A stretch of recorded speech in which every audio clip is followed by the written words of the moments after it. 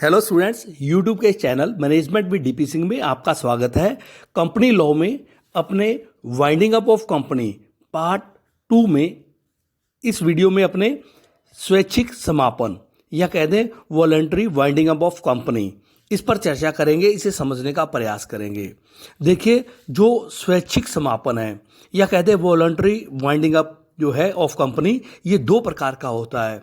एक होता है सदस्यों द्वारा स्वैच्छिक समापन और दूसरा होता है लेनदारों द्वारा स्वैच्छिक समापन।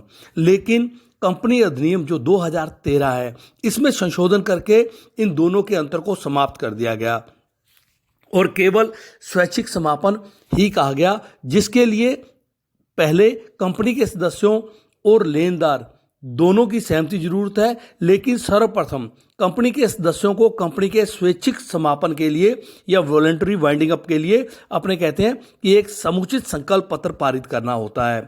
तत्पश्चात कंपनी के 2/3 मूल्य वाले लेनदारों, जिन्होंने 2/3 मूल्य उनसे लेना है, ऐसे लेनदारों द्वारा इस संकल्प पर अपनी सहमति देनी होती है। यदि इतने मूल्य वाले लेनदार इस संकल्प पर सहमति नहीं देते तो स्वैच्छिक समापन संभव नहीं है। इस प्रकार हम कह सकते हैं कि कंपनी अधिनियम 2013 में सदस्यों द्वारा स्वैच्छिक समापन और लेनदारों द्वारा स्वैच्छिक समापन के अंतर को समाप्त कर दोनों की सहमति को आवश्यक करते हुए इसे एक कर दिया गया। यहाँ स्टूडेंट हमें यह भी समझना होगा कि कभी कभी 2/3 मूल्य लेने वाले जो लेनदार होते हैं वो ये संकल्प पारित कर देते हैं कि कंपनी का ट्रिब्यूनल द्वारा समापन करवाना सभी पक्षकारों के हित में होगा।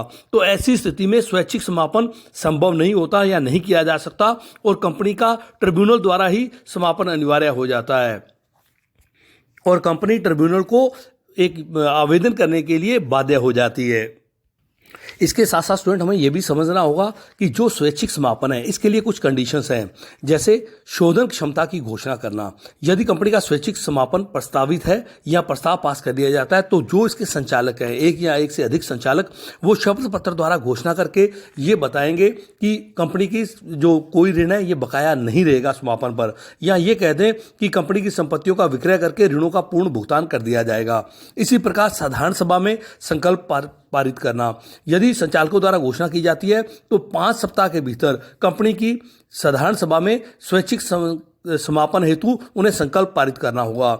लेनदारों की सभा भी या तो उसी दिन जिस दिन साधारण सभा हो रही है या उससे अगले दिन बुलाकर उसमें भी संकल्प पारित करवाना होगा। इसके साथ साथ जो 2/3 बहुमत लेने वाले लेनदार हैं, 2/3 मूल्य वाले लेनदार हैं, कंपनी उनसे भी स्वैच्छिक समापन का प्रस्ताव पास कराएगी। अगर वो नहीं हो पाता तो अनिवार्य स्वैच्छिक समापन संभव नहीं है। इसी प्रकार जो घोषणा की गई है और संकल्प पारित किए गए साधारण सभा द्वारा लेनदारों द्वारा, इसकी रजिस्ट्रार को सुपुर्दगी की जाएगी। संकल्प का कंपनी के सदस्यों और लेनदारों द्वारा प्रकाशन करवाया जाएगा। तो ये करने सारी शर्तों का पालन करना स्वैच्छिक समापन के लिए आवश्यक हो जाता है।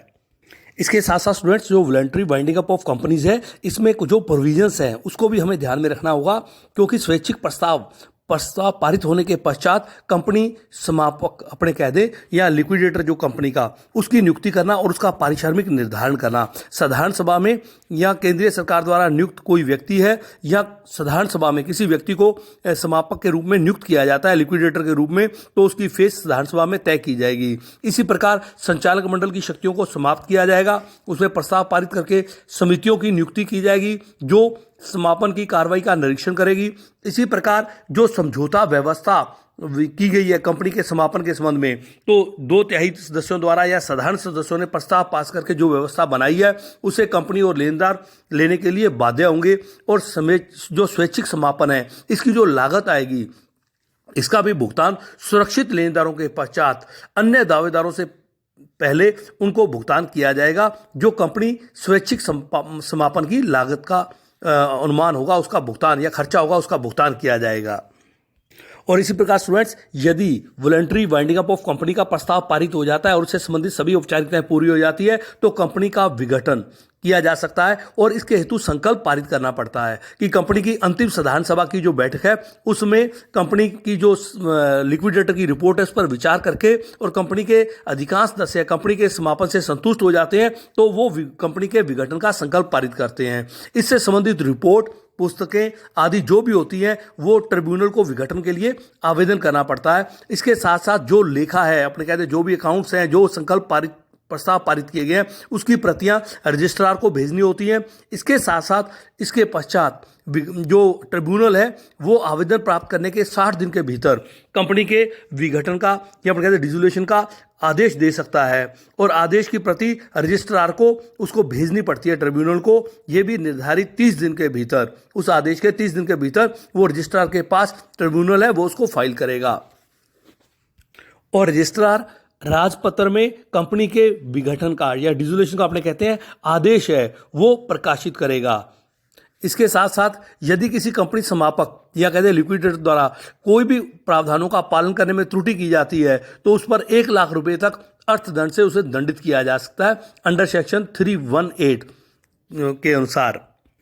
आइए students, powers and duties of company liquidator क्या है इस पर चर्चा करते हैं, इसे समझते हैं। तो उसमें पहला आता है कंपनी अथवा जो लेनदार है इनके निर्धारित जो कार्य हैं वो कर्तव्यों को करना, कि जो साधारण सभा में कंपनी समापक के कार्य और लेनदार संबंधी जो कार्य निर्धारित किए गए हैं, जो ड्यूटियां तय की गई हैं वो इन कार्यों को करेगा। इसके साथ साथ अंशदाताओं की सूची, जो अपने कहते हैं दाताओं की सूची है, अंशदाताओं की, शेयर होल्डर की, उसको निर्धारित करना। इसी प्रकार साधारण सभा आयोजित करना, लेखा पुस्तकें तैयार करना, जो निर्धारित विधि है, जो निर्धारित प्रारूप है उसके अनुसार जो समापक है या लिक्विडेटर है वो इसकी सूची तैयार करेगा, और या तो ट्रिब्यूनल को या केंद्रीय सरकार द्वारा अधिकृत व्यक्ति इसका निरीक्षण कर सकेंगे। जो लेखा विवरण है उसको वो फाइल करेगा 30 दिन के भीतर, 3 महीने के अंदर उसको रिपोर्ट तैयार करनी होगी, इसका विवरण तैयार करना होगा, और उसके 30 दिन के भीतर 3 माह के बाद उसे रजिस्ट्रार को ये फाइल करनी होगी। इसी प्रकार ऋणों का भुगतान और अधिकारों का समायोजन करेगा, वो ऋणों का भुगतान करेगा। इसके साथ साथ जो अंशधारी हैं उनके अधिकारों के बीच में समायोजन का कार्य करेगा। उचित सावधानी जो उसकी साधारण सभा में उसको बताया गया, निर्देश दिए गए उसके अनुसार कार्य करेगा, और अपना परिश्रम भी प्राप्त करेगा। तिमाही रिपोर्ट के लिए वो उसके पश्चात साधारण सभा बुलाएगा और उसमें तिमाही रिपोर्ट कह दे उसको प्रस्तुत करेगा और उसका प्रस्ताव पारित करवाएगा। इसी प्रकार अपने कह दो जो लोगों के जो परीक्षण हेतु वो जो ट्रिब्यूनल है उसको रिपोर्ट प्रस्तुत करेगा। जो अपनी रिपोर्ट तैयार की है वो ट्रिब्यूनल के माध्यम से लोगों के लिए, उनको निरीक्षण के लिए, परीक्षण के लिए प्रस्तुत करेगा। समापन की अंतिम रिपोर्ट देना। इसी प्रकार कंपनी के कार्यकलापों का जो संपूर्ण समापन होते ही कंपनी जो लिक्विडेटर है वो समापन की अंतिम रिपोर्ट तैयार करेगा, और इसमें इस कंपनी की संपत्तियों का और उसकी जो एसेट्स है उसका विक्रय किया गया है, ऋणों का भुगतान किया गया है और लेनदार इससे संतुष्ट है, इसकी सारी रिपोर्ट वो प्रस्तुत करेगा, अंतिम रिपोर्ट। इसके साथ साथ जो कंपनी के विक्रय के अपने कहते अंश हैं, जो भी संपदा उसकी बेची गई है कंपनी की, और उसका जो अधिकार है वो साधारण सभा के माध्यम से वो लिक्विडेटर प्राप्त करेगा, और उसके जो उसकी संपत्ति है उसको किसी भी अन्य कंपनी को वो स्थानांतरण कर सकेगा साधारण सभा से प्रस्ताव पारित करवाने के पश्चात। इसी प्रकार यदि कोई व्यक्ति लिक्विडेटर की कार्रवाई पर कोई प्रश्न करना चाहता है तो वो ट्रिब्यूनल के माध्यम से उस प्रश्नों को खड़ा कर सकता है, उसके बारे में अपनी संतुष्टि प्राप्त कर सकता है। आइए स्टूडेंट, इसके साथ देखते हैं consequences of voluntary winding up of companies. स्वैच्छिक समापन के प्रभाव या परिणाम क्या हैं। तो कंपनी के व्यवसाय पर प्रभाव होता है। आइए देखते हैं कैसे होता है। स्वैच्छिक समापन प्रारंभ होने की तिथि से ही कंपनी केवल अपने हितकारी समापन के लिए व्यवसाय का संचालन कर सकती है, किसी और उद्देश्य के लिए व्यवसाय को आगे संचालित नहीं कर सकती। अंडर सेक्शन 309 के अनुसार कंपनी के जहां वैधानिक व्यवसाय पर भी प्रभाव पड़ता है वहां इसके अस्तित्व पर भी प्रभाव पड़ता है। हम कहते हैं कंपनी के स्वैच्छिक समापन हेतु संकल्प पारित करने मात्र से ही कंपनी का वैधानिक अस्तित्व समाप्त नहीं होता है, लेकिन कंपनी का जब तक विघटन नहीं हो जाता तब तक उसका वैधानिक अस्तित्व बना रहता है। लेकिन इसके साथ साथ हमें यह भी समझना होगा कि कंपनी का निगमीय अस्तित्व, कंपनी की निगमीय शक्तियों पर कोई इसका प्रतिकूल प्रभाव नहीं होता, और चाहे कंपनी के अंतर्नियमों में इसकी व्यवस्था ही क्यों ना हो। लेकिन इसके साथ साथ यदि संकल्प कोई पारित कर लिया जाता है और उसमें कोई सीमाएं निर्धारित कर दी जाती हैं तो उन सीमाओं में ही कंपनी कार्य करती है और अपने अस्तित्व को बनाए रखती है। इसके साथ साथ संचालक मंडल की शक्तियां, अपने कहते हैं कंपनी का जो लिक्विडेटर है ये नियुक्त करने के पश्चात कंपनी के जो संचालक होते हैं, प्रबंध संचालक होते हैं या कहते हैं पूर्णकालीन संचालक होते हैं, वो केवल रजिस्ट्रार को कंपनी के लिक्विडेटर की नियुक्ति की सूचना दे सकते हैं। शेष सभी शक्तियां उनकी समाप्त हो जाती है। इसी प्रकार कर्मचारियों पर प्रभाव ये होता है कि लगभग ये मान लिया जाता है कि उनकी संकल्प पारित, स्वैच्छिक समापन का संकल्प पारित होने के पश्चात उनकी सेवा समाप्ति की पूर्व सूचना है, ऐसा मान लिया जाता है। इसके साथ साथ संपत्ति के उपयोग का अधिकार, जो कंपनी का अपने कहते हैं स्वैच्छिक समापन प्रारंभ होने के साथ ही कंपनी की संपत्तियों का सर्वप्रथम जो पूर्व अधिकारी भुगतान है, अपने कहते प्रिवेंशियल जो उसके पेमेंट्स हैं उनको भुगतान किया जाएगा। तत्पश्चात कंपनी के अन्य दायित्वों को पूरा करने या चुकाने के लिए कंपनी की संपत्तियों का समान अनुपात में उपयोग किया जाएगा। इसके साथ साथ अंशों का जो कहते हैं अंतरण या सदस्यों की हैसियत में परिवर्तन व्यर्थ है। कहने का मतलब स्वैच्छिक समापन प्रारंभ होने के पश्चात कंपनी के अंशों का जो स्थानांतरण है अभिकरण की अनुमति को छोड़कर, अगर उसकी अनुमति है तब तो संभव है, अन्यथा उसको करना असंभव हो जाता है या उसको नहीं किया जा सकता।